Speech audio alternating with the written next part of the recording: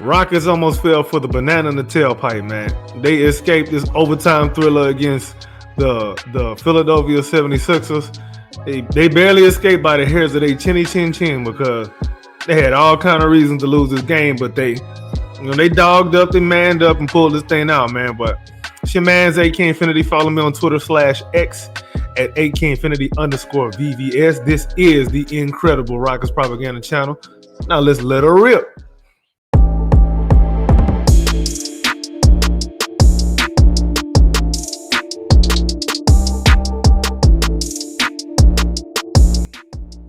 Yeah, bro. So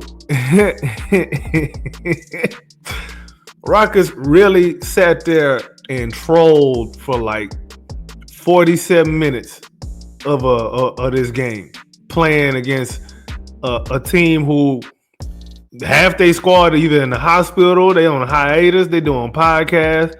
And the 76ers, they started a bunch of guys don't nobody know nothing about, a bunch of dudes coming off the bench that nobody even know even more about.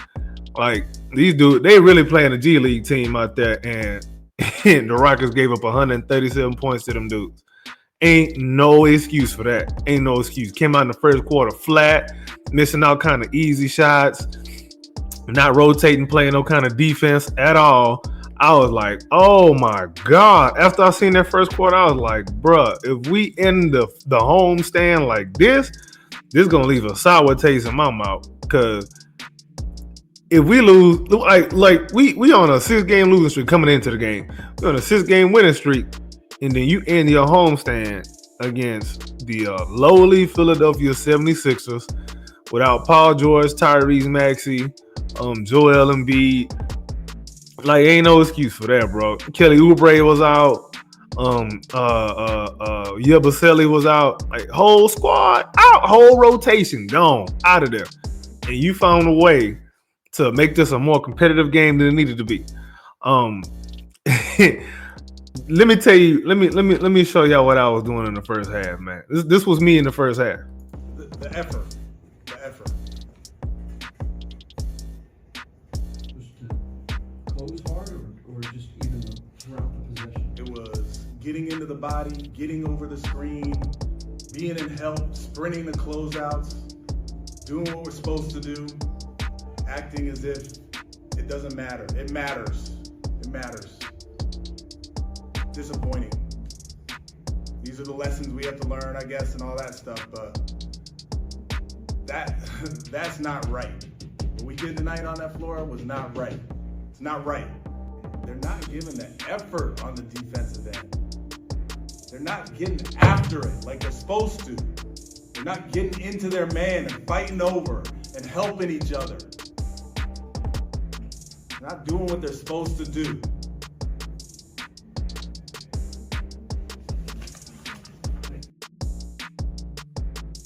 That was me in the first half. I had a Steven Silas moment. If y'all notice, I ain't even do no halftime show. I just couldn't do it. I was pulling my hair out, man. I found a new gray hair in my chin after that first half. Rockets gave up 78 points. 78 in the first half. How you supposed to do that and win a game? How does that work?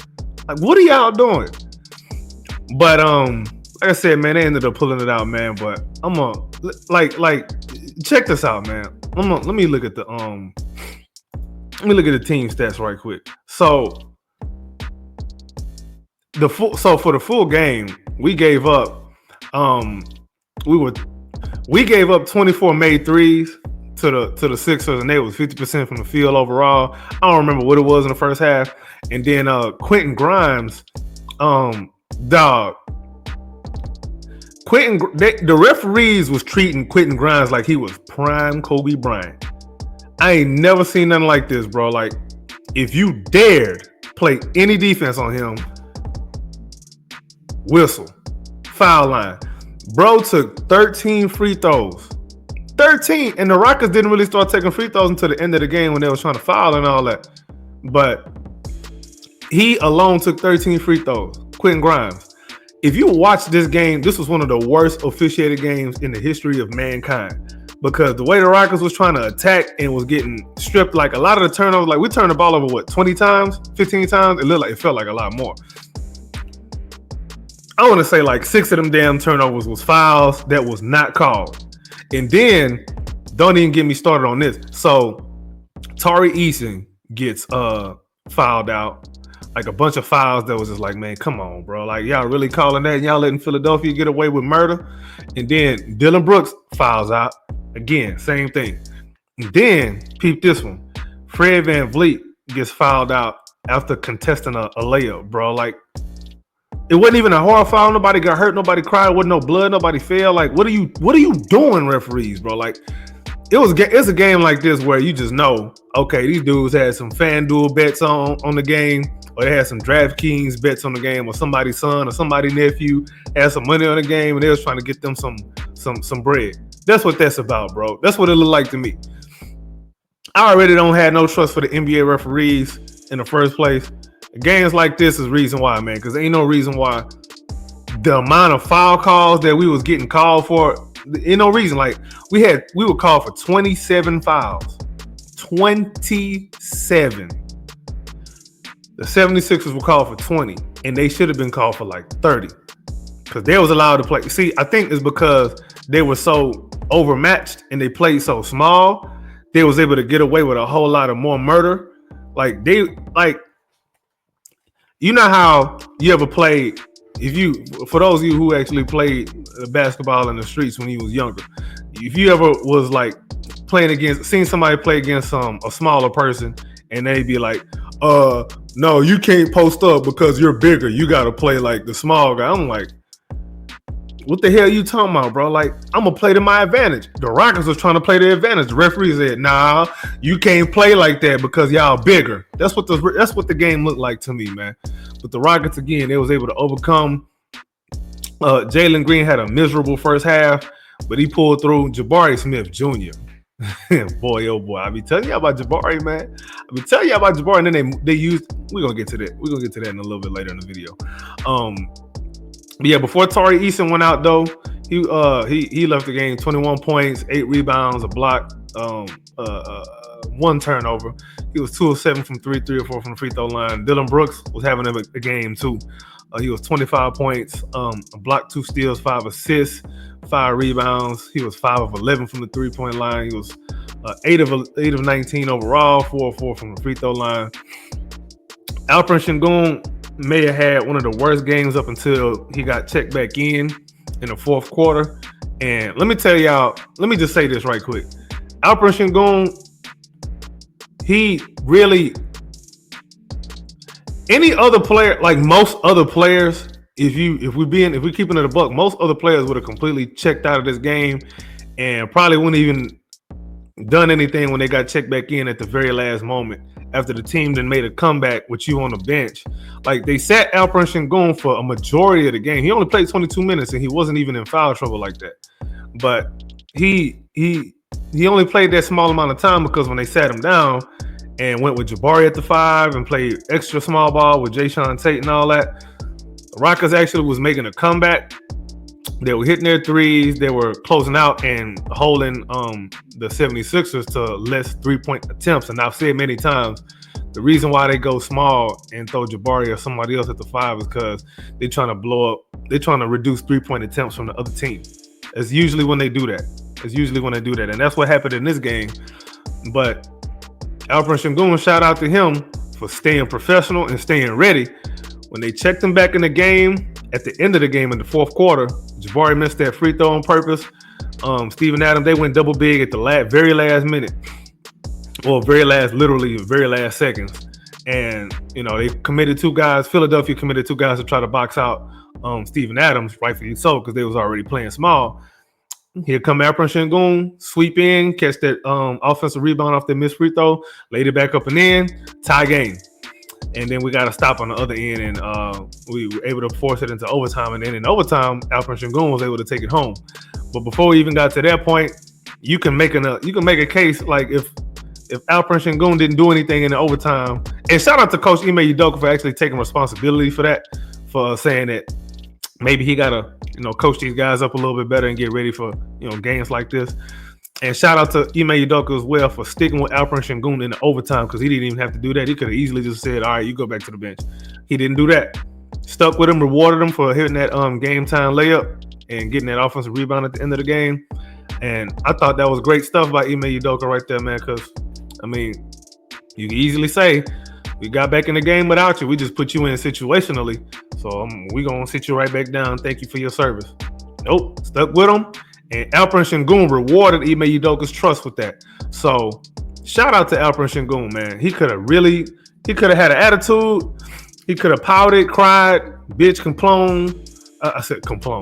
complain, moan, all of that. He stayed professional, stayed ready, and like I said on Twitter, man, I said he worth every penny of that contract, probably even more, because a normal player of his stature, fresh off your first All-Star appearance, you know what I'm saying, that could have been a problem, but Alperen Sengun, very professional, very mature. I love it. And then Jalen Green, man, when Fred went down, I know everybody was just like, all right, we just gonna lose this game. Jalen Green said, to hit the hell we are. He stepped up. And by the way, shout out to Jalen Green, career high in assists, 13 assists. 13 assists. He had let me read out his stat line. So he was a starter high plus 15. The game high was Jayshawn Tate plus 30. But Jalen Green, 30 points plus 15. 1 foul, 4 turnovers, a block, 2 steals. He had a key steal down the stretch at the end of the game to get the ball back. 13 assists, 7 rebounds, 5 of 5 from the free throw line. He really should have been he should have had 12 free throw attempts. He should have had more than Quentin Grimes. I know that. He was 5 of 17 from the 3-point line. A lot of those was in the first half. The Sixers was really forcing the Rockets to just take a bunch of bad shots that they don't normally make. He was 10 of 26 overall. Screw that efficiency, man. If you watch the game, especially from half of that third quarter onward, bro looked like a superstar. He looked like you know what this reminded me of? It reminded me a little bit of the game last season against Oklahoma City where we went into overtime as well, and Jalen Green pulled it out for us. He was on that kind of time this game. Well, half of the third quarter on towards the rest of the game. Jalen Green was really on one, man. So, no, shout out to him too, man. Jabari Smith Jr. again too. Jabari and Jalen they flashed some really good chemistry in their fourth quarter. Jalen Green was really just in this playmaking bag all game, but Jabari and Jalen really flashed some good chemistry with each other. They actually used Jabari as a role man this game. Can you believe that? They used him as a role man. Well, third and fourth quarter, in the second half, they used him a little bit more as a role man and as a pick and pop threat, and it was working. Y'all know, if y'all be watching my pre-games, that's something that I be talking about. Use Jabari a little bit differently too, man. And Jabari he pulled up when his number was called, and he delivered the goods, man. He was part of the reason why we made that big third quarter comeback. So we scored 45 points actually in that third quarter. It was amazing. Jabari was hitting from everywhere. He had some big shots in that fourth quarter too. His stat line: 30 points plus 8, 2 fouls, 4 turnovers, 2 steals, 3 assists, 8 rebounds. He was 3 of 4 from the free throw line, 5 of 7 from the 3-point line, 11 of 17 overall. If you watch that game and you look at the shot diet that Jabari was on, perfect. That is the shot diet for him. And he took 17 shots, but the plays looked like they were intentionally ran for him to get the ball and make something happen. It was either catch and shoot, or one dribble, make a move, get off the ball, or one dribble, make a move, layup, something like that. That's Jabari's game right there. He ain't got to do a whole lot of dribbling, because when he did dribble, as you can see, 4 turnovers. That's not Jabari's game. He's not really somebody who turns the ball over a whole lot. So shout out to Jabari Smith too, man. Also shout out to Jayshawn Tate. Like I said, he was plus 30, 7 points. He had an assist, 7 rebounds, 1 of 2 from 3 of 5 overall. Made a bunch of good plays defensively, man. He was always in the right place. He was aggressive as usual. He had 4 fouls, but I live with that with Jayshawn, especially in a game like this. This is a game when his skill set will really come and shine, man. I know some people probably wanted to see more of a Cam Whitmore, but I don't know. Cam Whitmore must have said something about Nia Long or something, but Ime Udoka not trying to hear nothing about no Cam Whitmore right now. Whatever it is, bro is in that doghouse, and they feeding him through a tube or something. Like, they ain't even giving him dog food. They say, man, just go eat the roaches that's outside. I don't know what it is, but hopefully they circle back. And hopefully Cam Whitmore rewards Ime Udoka's trust, because his time will come again. Hopefully he can do something to, stick in the rotation. Whatever it is that's keeping him out the rotation, hopefully there's less of that and more of stuff that's going to keep him in the rotation. But like I said, though, man, this was a really good game. Well, it was a stressful game, actually. The overtime, too, was interesting. Like, when we got into overtime, the Rockets just, imposed their will. They were like, all right, man, we played with y'all. We played with our food a little bit too long. It's time to put y'all to bed. We done with y'all. We done playing with you fools. It was 6-13 overtime. Rockets pulled it off, and I can't be prouder of this team. I seen the growth. I seen a lot of the growth that we needed to see, man. Ime Udoka uses Dylan Brooks and Fred VanVleet a lot of times as a crutch, and the young guys don't really have an opportunity to come in a game and I guess impose their will, their way, without anybody there to try to, make up for whatever stupid mistakes they may make. Let them play through it. Ime Udoka was forced to let Jabari, Alperen, and Jalen Green play through those mistakes, and they were rewarded for it because the Sixers came to play. The Sixers actually had just beat Dallas the other night, and Quentin Grimes went off in that game too. So it ain't like they came to lose. If you know anything about Nick Nurse's team, he can junk up and muck up a game. He can do that. He will throw all kind of funky defensive game plans at you to throw you off. And on the other end, these dudes they move the ball. I know Quentin Grimes is really the star over there right now, but they moved the ball a lot. They was getting open shots. They was getting out in transition. Let me look at the team stats again right quick. Yeah, they beat us in transition. They beat us in transition 15-6. Jesus Christ. Yeah, it was. This is a game I'm messing around to go watch this game again, man. But I don't know if my heart can take that first half. I don't know if I'm gonna watch the first half again. It's probably gonna have to be the second half on, because boy, that first half, I was ready to down a whole bottle of whiskey, man, and put myself to sleep and just be like, you know what, man, it was cool. Had the Rockets lost this game, there would have been a lot of bad narratives going around on the internet, boy. A lot of the dudes that hate Alperen Sengun, that hate Jalen Green, that hate Jabari Smith Jr., they would have been in a bag like, see, I told y'all they not worth nothing. They trash. Trade them for a bag of chips and some wafers. Like, get out of here, man. All of you dudes who be running around here with your little nasty narratives, you're going to have to wait another game. You're going to have to wait a whole nother game. We're not trying to hear it. We don't believe you. You need more people. You need more evidence. Anyway, I think that's all I got for now. I probably forgot some stuff. I'm doing this like right after the game.